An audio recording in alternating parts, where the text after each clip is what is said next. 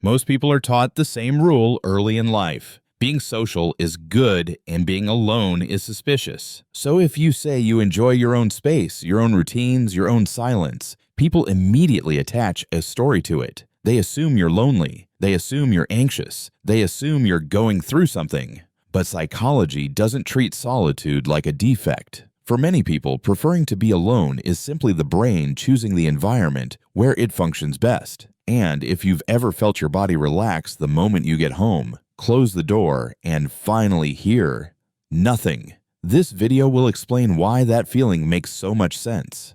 Let's start with the truth most people miss. Enjoying solitude is not the same thing as hating people. A lot of people who prefer being alone actually care deeply. They notice small changes in tone. They remember details. They empathize.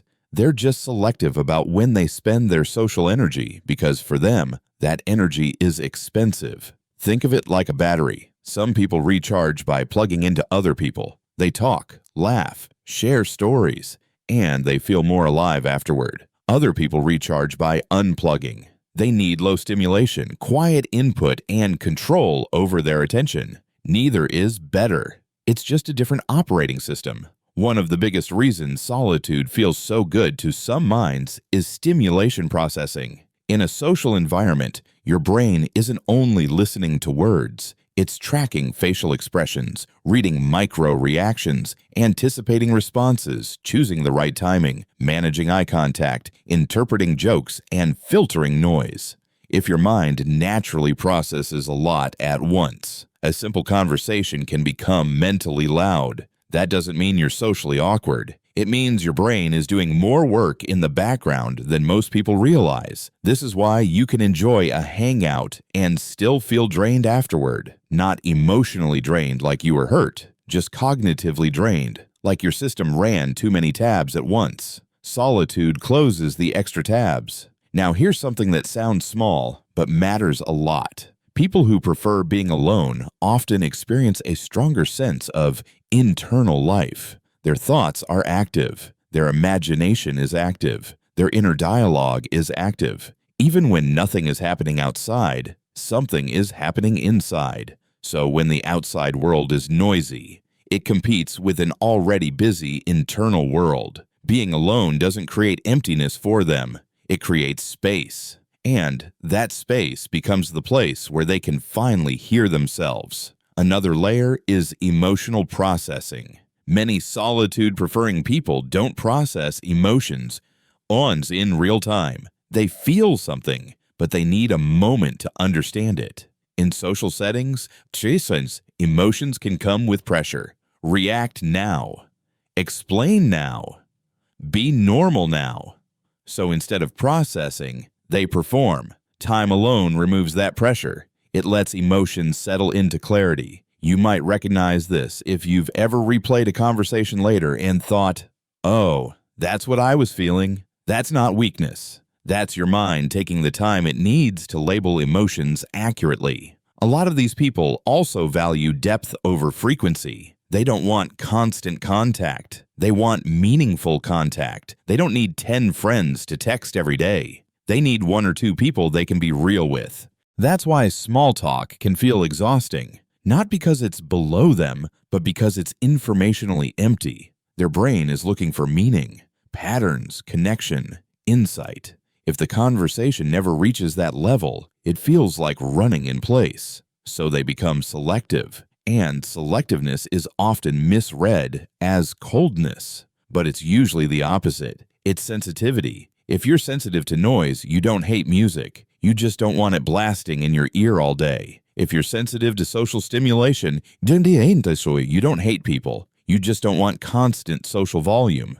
Solitude is a volume control. There's also a strong relationship between solitude and self-trust. When you're comfortable being alone, you're comfortable sitting with your own thoughts. You don't need constant validation to feel stable. You don't need to check yourself through other people's reactions. You can regulate internally. That ability is a form of psychological independence. It's also why some people who prefer being alone can feel strangely calm in situations that make others panicky. They've practiced being with themselves. They can tolerate silence. They can tolerate uncertainty.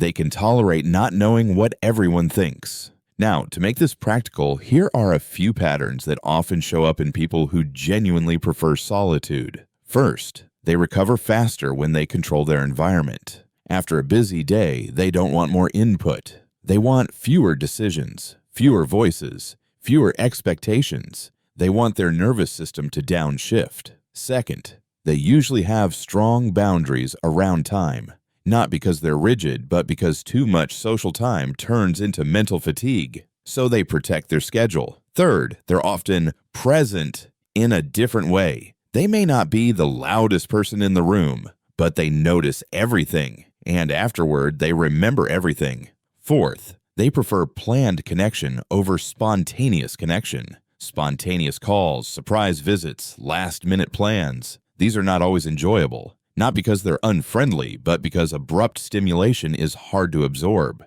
When they plan, their brain can prepare. And fifth, they often need decompression after socializing, even if it was fun.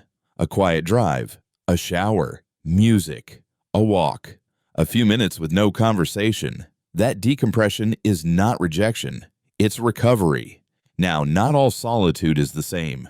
There is healthy solitude and there is unhealthy isolation. Healthy solitude feels grounding. You feel calmer afterward. Your thoughts get clearer. Your body relaxes. You return to people feeling more like yourself. Unhealthy isolation feels heavy. You avoid because you're afraid. You disappear because you feel ashamed. You stay alone and feel worse, not better. The key difference is choice. Healthy solitude is chosen. Unhealthy isolation feels forced. So if you prefer being alone, ask yourself one simple question. After time alone, do I feel more clear and steady, or more tense and stuck? If the answer is clearer and steadier, that's healthy regulation. Before we wrap up, let's clear up a few myths that cause the most confusion. Myth 1. If you like being alone, you must be lonely. Loneliness is pain. Solitude is peace. They can look similar from the outside, but they feel completely different on the inside. Loneliness feels like you're missing connection you want. Solitude feels like you're choosing space you need. Myth 2. If you prefer solitude, you're bad at relationships. Many solitude-preferring people are excellent partners and friends. They just build connection differently. They don't bond through constant chatter. They bond through consistency, loyalty, and depth. If you've ever had someone who doesn't text all day but shows up when it matters, you've seen this style. Myth 3. You'll grow out of it if you push yourself. You can improve social skills, yes. You can become more confident, yes. But your baseline nervous system preferences usually stay the same. For some people, being social is energizing. For others, it's rewarding but still draining. Growth isn't becoming someone else. It's learning how to operate well as yourself. And one more layer that's important. For many people, the preference for solitude is partly an adaptation. Maybe you grew up in a loud home where quiet was the only safe place. Maybe you were the mature kid who learned to handle things alone. Maybe you were constantly observed, judged, or interrupted, so privacy became your comfort zone. If that's you, solitude might feel like control, like relief, like permission to breathe. That doesn't mean anything is wrong with you. It just means your brain learned at some point that peace happens when you're not being watched. This also explains why some people feel irritated by small interruptions. A random phone call, a knock on the door, a person asking, "What's wrong?" when nothing is wrong. If solitude is your reset button, interruptions feel like someone hitting pause on your recovery. So what do you do with this, practically? First, don't apologize for your settings. If you need quiet to recharge, treat it like sleep. You wouldn't apologize for sleeping. You'd protect it. Second, communicate it clearly, especially in relationships.